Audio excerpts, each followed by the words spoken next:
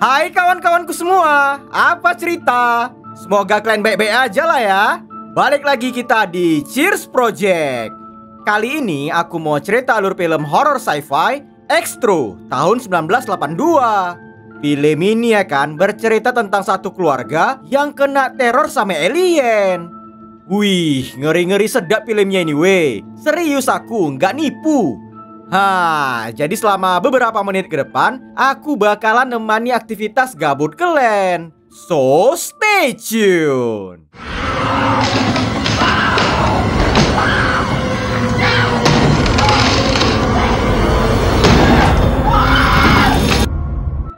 Jadi ceritanya tuh kayak gini weh.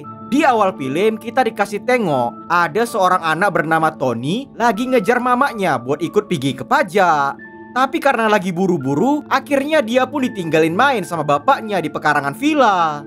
Tapi waktu Semi nyampain ke atas genteng, tiba-tiba aja terjadi ledakan cahaya yang ngebuat sekeliling villa jadi gelap gulita, kayak lagi di malam hari.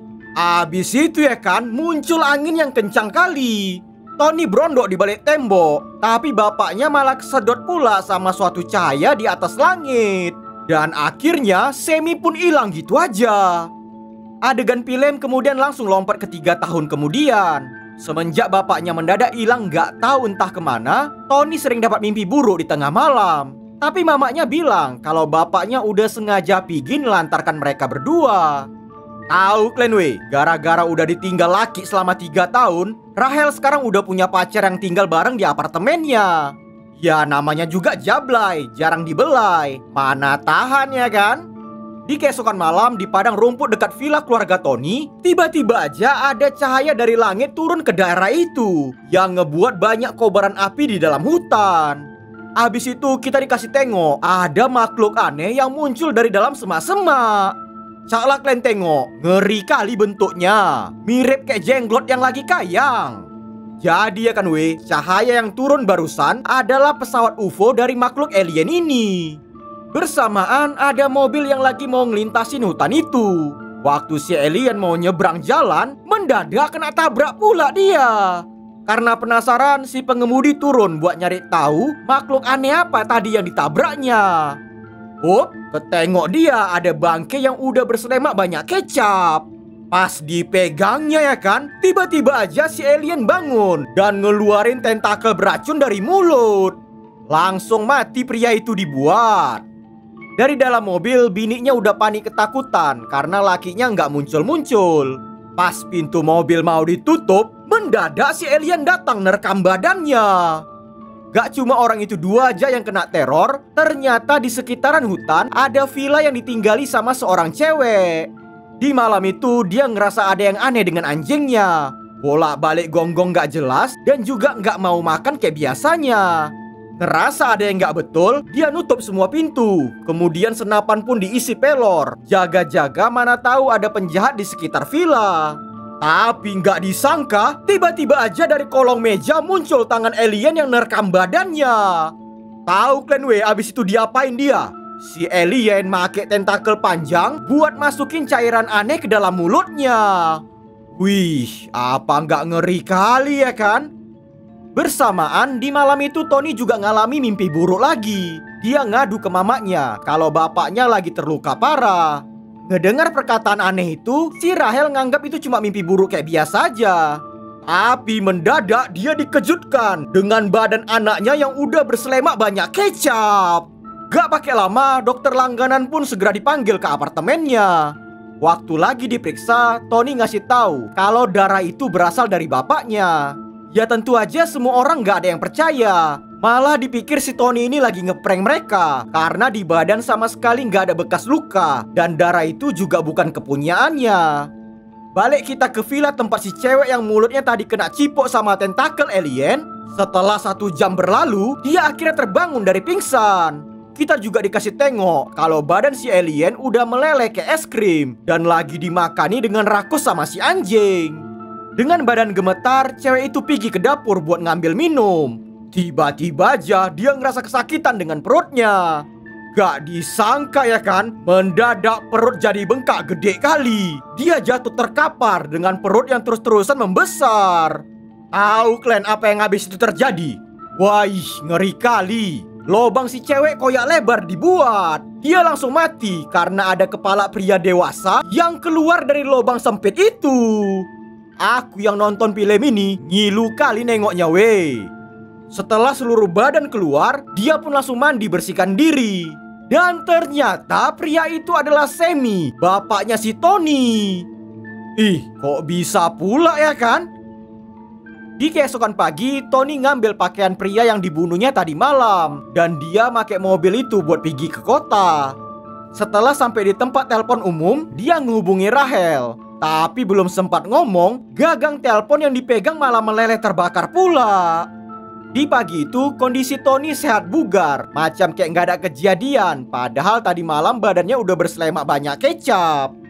Tahu kalian weh, di apartemen itu selain pacar mamanya, Tony juga tinggal sama babysitter muda cantik bernama Annelies. Waktu Tony lagi diantar ke sekolah, ternyata secara diam-diam Sammy ngikutin mereka dari belakang. Caklah kalian tengok weh, akrab kali orang ini dua ya kan? Jadi iri aku dibuat. Di tempat Sammy tadi parkir mobil, gak taunya mayat cewek yang ada di dalam gak sengaja ditemukan sama pengemudi lain. Ya tentu aja kejadian itu langsung dilaporkan ke polisi.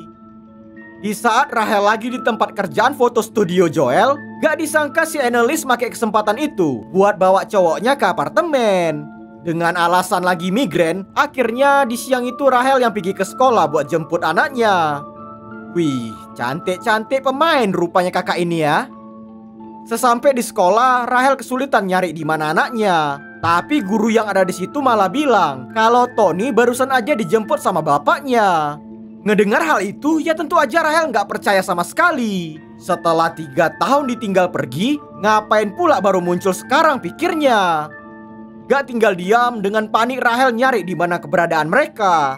Setelah bolak-balik ke sana kemari, akhirnya di gedung tua belakang sekolah, dia nemu Tony yang ternyata memang lagi sama bapaknya, Sammy. Dengan sangat terkejut dan gak pakai banyak bacot, Rahel langsung ngasihkan salam 5 jari ke muka lakinya itu. Awal-awal dia emosi marah kali, tapi ditengok dari cara bicara, kok kayak ada yang gak betul. Malah lakinya itu sama sekali gak ingat kalau dia udah pergi ninggalin mereka selama 3 tahun. Nengok Tony yang senang kali ketemu sama bapaknya lagi, akhirnya Sammy pun ikut pulang bareng ke apartemen mereka. Di sini Tony langsung ngenali ular peliharaan kesayangannya yang lagi bertelur.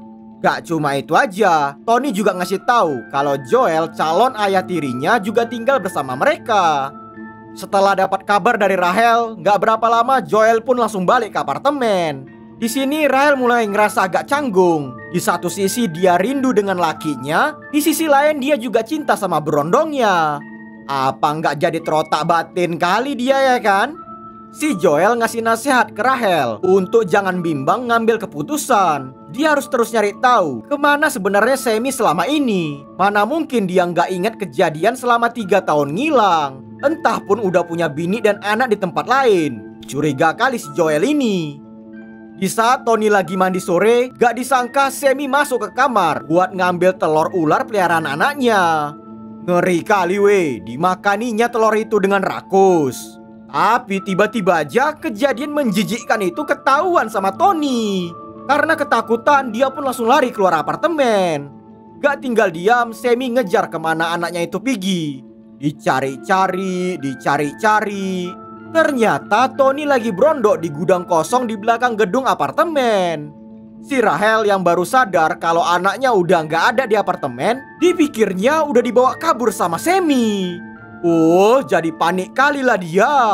Rahel dan Joel segera nyari keberadaan mereka di luar apartemen. Setelah Sammy nemu di mana anaknya berondok, dia ngasih penjelasan kalau dirinya bukanlah manusia kayak dulu lagi. Makhluk asing yang nyulik dia di 3 tahun yang lalu udah ngubah dirinya agar bisa tinggal di planet mereka.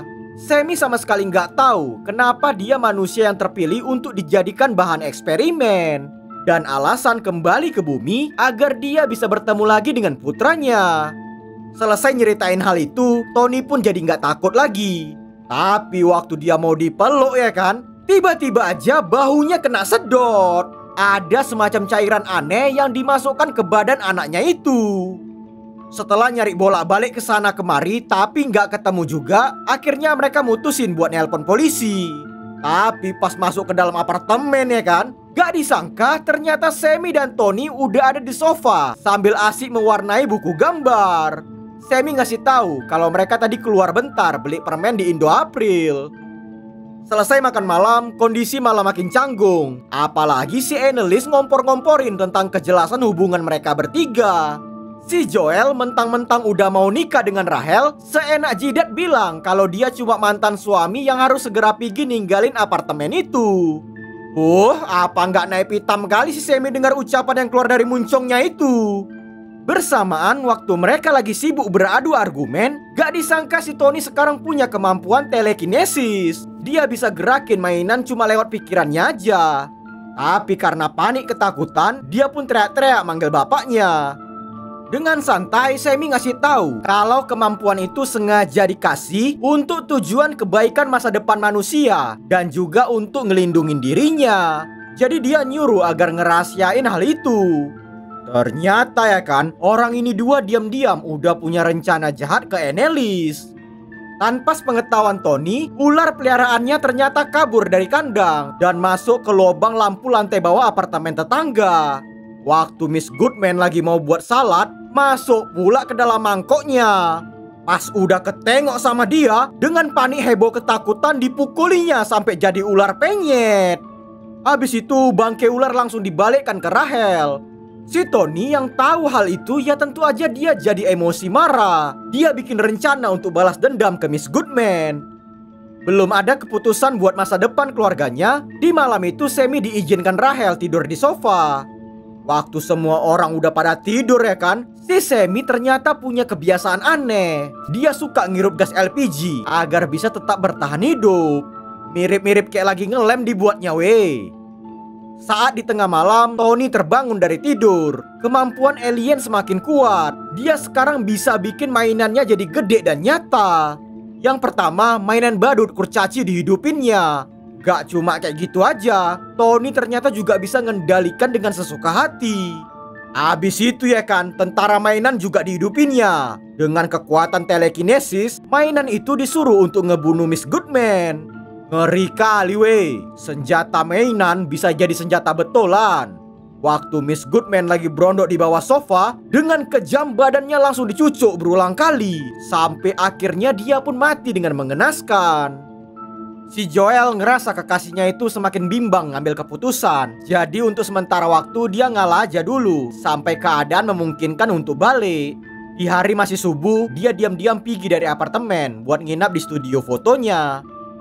Di pagi itu saat Annelies lagi milih pakaian untuk dibawa ke tempat laundry, si Rahel nggak sengaja nemu ada foto cewek di jaket Sammy. Gak cuma itu aja, ada segepok duit kertas di dalam kantong.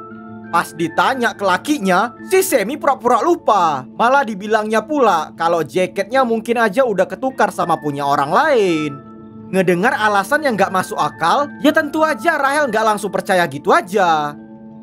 Di hari itu Rahel ngasih tahu hal tersebut ke Joel. Tapi dia cuek aja, soalnya dari awal udah dikasih tahu. Mungkin aja mantan suaminya itu punya bini simpanan di tempat yang dirahasiakan. Gak mau terotak dan masalah makin runyam, Rahel ngasih tahu kalau mereka mau ke villa yang ada di pedesaan. Mana tahu ingatan Sammy bisa makin baik. Di hari itu, si Tony ternyata ditinggalin sama babysitternya di apartemen. Tapi nggak taunya ya kan, Annelies diam-diam udah buat janji sama Michael buat main kuda-kudaan. Dengan alasan mendadak lagi sakit kepala, dia bilang ke Tony mau istirahat bentar di kamar. Menang banyak lah kok ya bang. Setelah 1 jam perjalanan, akhirnya mereka dua sampai juga di villa. Tapi pas mau masuk ya kan, Rahel nengok ada kayak bekas terbakar dan pintu pun juga udah nggak terkunci. Kemudian tercium bau gas di semua ruangan yang ternyata kompor dalam keadaan menyala. Langsung cepat-cepatlah semua pintu jendela dibuka. Padahal itu semua kerjaan si Sammy, tapi dia pura-pura nggak tahu aja. Dengan cepat dia ngalihkan perhatian. Dia pengen jalan-jalan di sekitar padang rumput buat ngingat kenangan bahagia di masa lalu. Di saat ada kesempatan dalam kesempitan, Sammy bilang kalau dia rindu dengan momen-momen kehangatan yang diberikan bininya dulu. Ngedengar perkataan itu ternyata ngebuat Rahel jadi gamon, gagal move on. Dia terbawa suasana dengan rayuan gombal yang dibilang sama lakinya itu. Balik kita ke apartemen, si Annelies yang baru aja main sebentar dengan cowoknya mendadak digangguin. Tony maksa dia buat main peta umpet. Karena nggak ada pilihan daripada ketahuan, akhirnya mainlah orang itu dua ya kan. Si Annelies disuruh jaga, nyari di mana dia berondok. Didengar suara pintu depan kebuka, Annelies segera pergi nyari keluar. Bolak-balik dia naik turun tangga, tapi nggak ketemu-ketemu. Waktu dia masuk ke dalam lift ya kan, gak disangka si badut kurcaci ada di situ. Mana ada cerita, langsung kena bius dia. Setelah dibawa balik ke apartemen, si Tony langsung masukin cairan aneh ke perut Annelies. Kalau ku tengok-tengok, badannya kayak diisi sama banyak telur. Setelah nunggu terlalu lama, Michael pun keluar buat nyari keberadaan pacarnya. Tapi tiba-tiba aja dia dikejar sama mainan tank tempur yang bisa nembak pakai pelor sungguhan. Sampai lari terbirit-birit dia dibuat. Waktu masuk ke dalam kamar mandi ya kan, Michael terkejut jijik nengok badan Annelies yang ternyata udah terbungkus jaring laba-laba. Dan ketengok dia juga ada banyak telur di perutnya. Karena terus-terusan kena teror sama mainan mobil tank, Michael nggak sempat buat nyelamatin. Pas dikira udah berhasil lolos ya kan, gak taunya mainan Jaguar Tony juga udah berubah jadi makhluk hidup sungguhan. Mana ada cerita, langsung kena terkam lah badannya. Di saat hari udah malam, Rahel nelpon orang rumah buat ngecek keadaan Tony. Tapi kabel telepon malah diputusin pula sama si badut kurcaci. Ngerasa ada yang gak betul, Rahel kemudian minta tolong ke Mr. Knight, penjaga gedung, buat ngecek keadaan Tony di apartemennya. Gak pakai lama, langsung dicekkannya lah ya kan. Tapi setelah bel dipencet berkali-kali dan gak ada jawaban, akhirnya dia pun langsung turun buat konfirmasi ke Rahel. Si Tony yang tahu hal itu, dia gak mau misi rahasianya jadi gagal. Jadi dia pakai kemampuan telekinesis untuk bunuh Mr. Knight dengan mainan gasingnya. Tahu Clanway lagi ngapain orang itu dua di dalam apartemen? Ternyata badan si Annelies dijadikan wadah untuk ngehasilin banyak telur alien. Caklah kalian tengok, apa nggak ngeri kali ya kan? Gede-gede pula itu telurnya. Semua telur dieramkan di dalam kulkas. Tapi kalau ditengok-tengok, si badut ini kayak lagi buat telur asin ya kan weh? Setelah ditunggu-tunggu, nggak ada kabar dari Mr. Knight, Rahel kemudian nelpon Joel minta tolong pergi ke apartemen buat ngecek keadaan Tony. Awalnya si Joel agak malas. Tapi pas lagi bersihin tai burung, gak sengaja ketengok dia kalau foto cewek yang ditinggalin Rahel tadi siang ternyata mirip dengan foto korban pembunuhan yang ada di koran. Joel segera nelpon balik buat ngasih tahu info penting itu. Tapi gak taunya si Sammy udah duluan ngelelehin box sambungan kabel biar Rahel gak bisa dapat telepon dari siapapun. Ngerasa kekasihnya lagi dalam bahaya, Joel cepat-cepat bergegas mau pergi ke villa. Tapi pas keluar dari gedung, mendadak dia dikejutkan dengan si Tony yang udah ada di atas kap mobilnya. Si bocil psikopat ini berbohong kalau Annelies baru aja ngantar dia ke situ karena mau pergi jalan dengan cowoknya. Gak mau buang-buang waktu, akhirnya Tony pun juga diajak pergi ke villa. Di malam itu, ternyata Rahel dan Sammy lagi ngelakuin kegiatan bercocok tanam. Karena kulit manusianya nggak bertahan lama, akhirnya kulit mulai bernanah dan terkelupas. Awal-awal si Rahel belum sadar, tapi pas Sammy udah selesai nembak ya kan, jadi terkejut batin lah dia nengok kondisi badan lakinya itu. Apalagi mendadak dia kena tabok, padahal kan baru enak-enak, kok jadi kasar pula pikirnya. Gak berapa lama Joel pun akhirnya sampai di villa. Dia nyuruh Tony buat nunggu di dalam mobil. Pelan-pelan, tiba-tiba aja si Rahel muncul. Ditengok muka kekasihnya itu udah lebam, Joel segera ngajak dia buat segera kabur dari sana.